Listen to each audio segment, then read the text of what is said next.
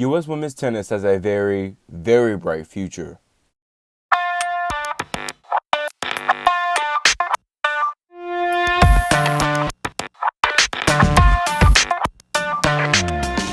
The top story of round 2 is Taylor Townsend pulling off the upset of the tournament so far, defeating Wimbledon champion and number 4 seed Simona Halep 2-6, 6-3, 7-6 in the U.S. Open second round.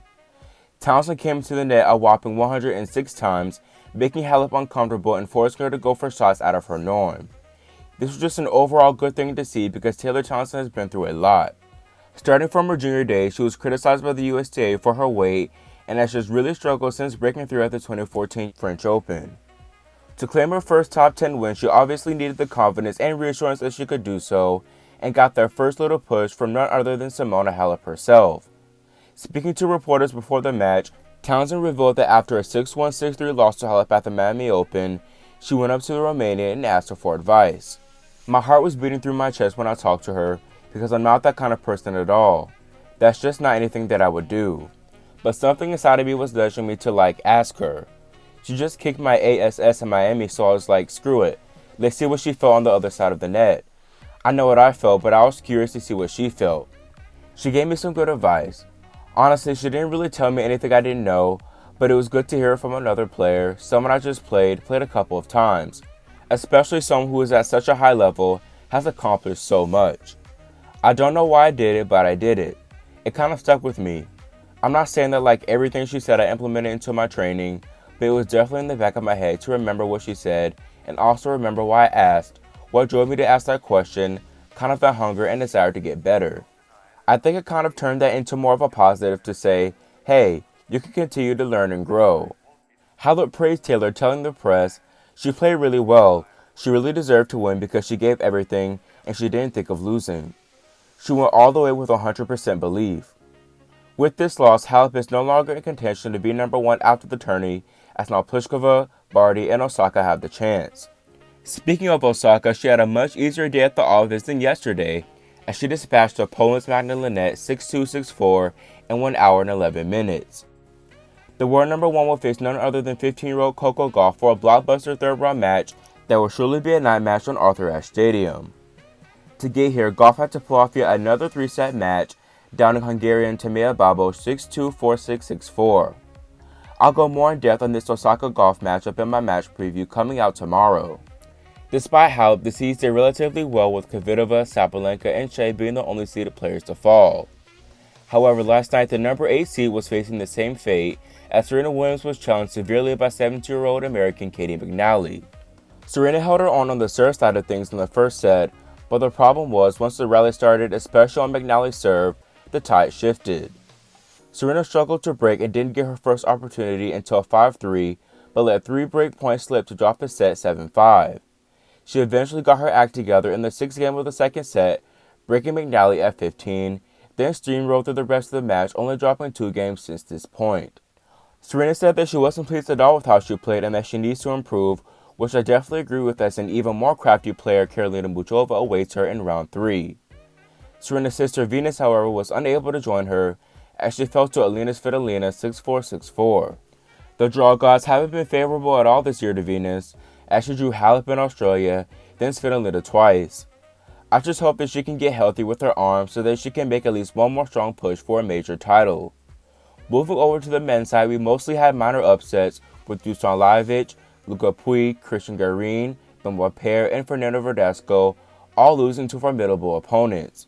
It was a solid round for the American men as John Isner, Tennis Sangre, and Dennis Kula all advanced, and Francis Tiafoe almost joined them, but fell to 6th seed Alexander Zverev in 5 sets. World number 1 Novak Djokovic had the shakiest Thursday victory out of everyone, as he struggled with a nagging left shoulder injury against Juan Ignacio Londero.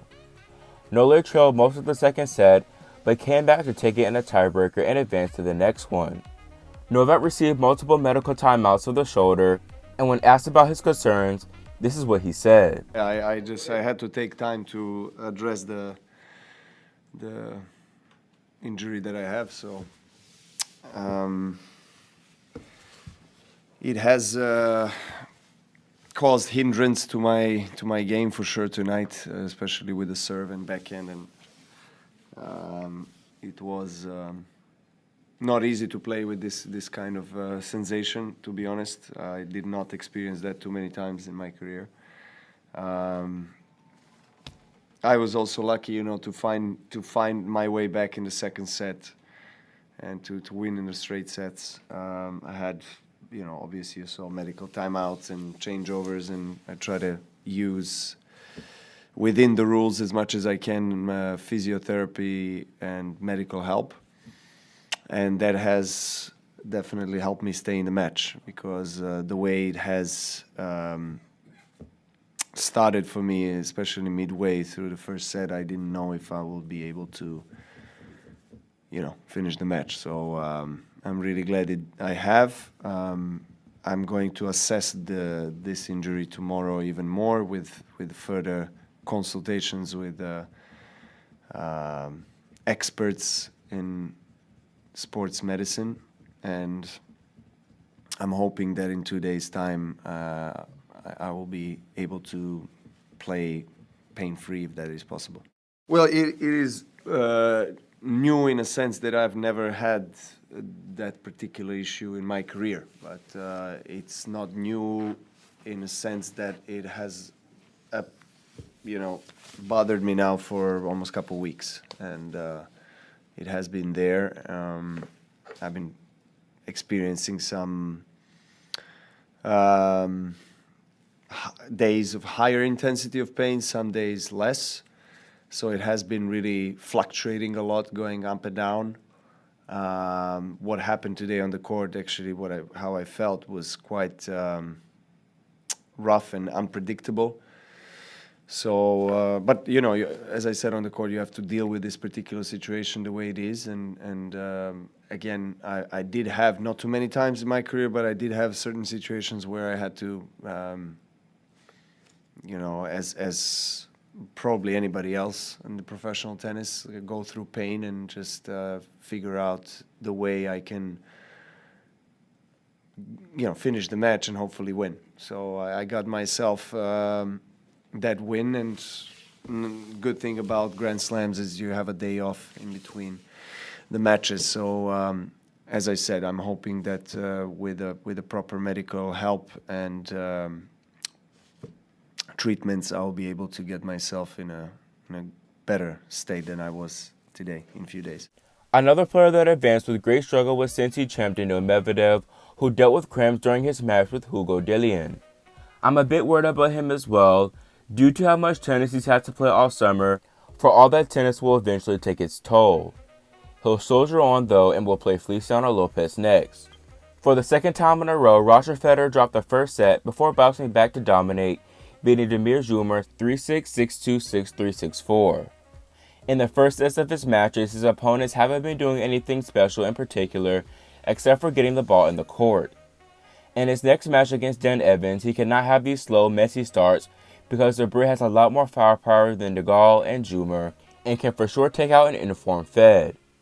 Rounding out the big three, Rafael Nadal had light work, as he didn't even have to hit one serve for injury-prone Aussie Thanasi Kokkinakis retired before the match begun. In the third round, the Spaniard will play Young Chung, who beat another lefty Spaniard Ferdinand Verdasco in a tough 5-hour battle.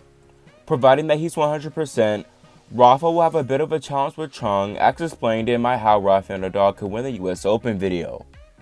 Round 3 is loaded with intriguing matchups, and these are the ones you need to make sure you catch.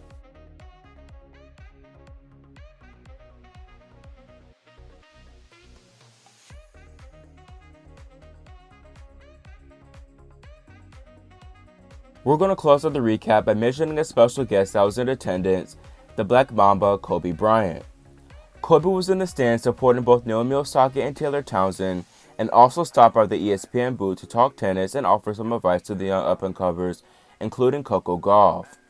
There's going to be a lot of things that are going to be thrown at her, right? Commitments, responsibilities, those things will grow. It's important for her to stay focused on what's most important, which is the craft. And at being 15, there's so many years ahead of herself. But if she stays focused and connected to the sport, she'll be fine. It's important to figure out what to say no to. And it's also important to have a long-term strategy. What is her personal goal? What is she trying to accomplish by the end of her career? She wants to be the best in the world. Then you got to sit down and map out how you're going to get there. what tournaments you want to play in, what is your training like, how are you going to progress from year to year, and then stick to that. What are your thoughts of what Kobe said? Are you shocked or surprised by any of the round 2 results? Leave your thoughts in the comment section below and subscribe and click the notification bell so that you get notified whenever we post new content. Thanks for watching, and we'll see you next time here on Grand Slam Tennis News Today.